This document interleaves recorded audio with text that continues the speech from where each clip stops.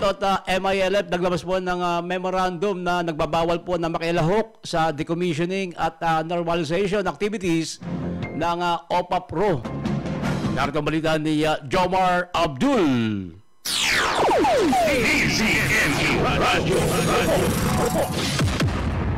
Naglabas ang Moro Islamic Liberation Front o MILF Central Committee ng isang memorandum na nagbabawal sa kanilang mga front at base commanders kasama ang Bangsamoro Islamic Armed Forces of DIAP at iba pang line agencies na lumahok sa anumang normalization activities ng national government.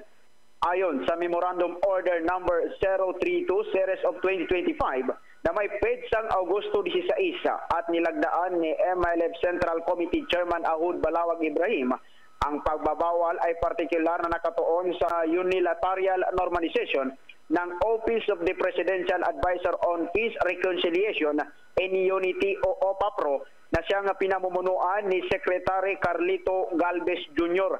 Nakasaad sa kautusan na hindi maaring lumahok ang sinuman sa anumang aktibidad na may kaugnayan sa normalization ng walang written approval o authority na mula sa kanilang pamunuan.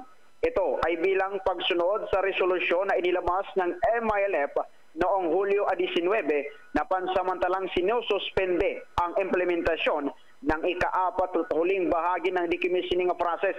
Dagdag pa rito, ang sinumang lalabag sa nasabing memorandum ay maaaring maharap sa administrative at disciplinary action mula sa MILF Central Committee.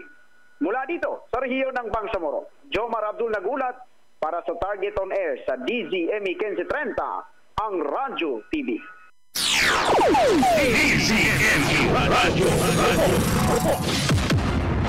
Maraming salamat kay Jomar Abdul.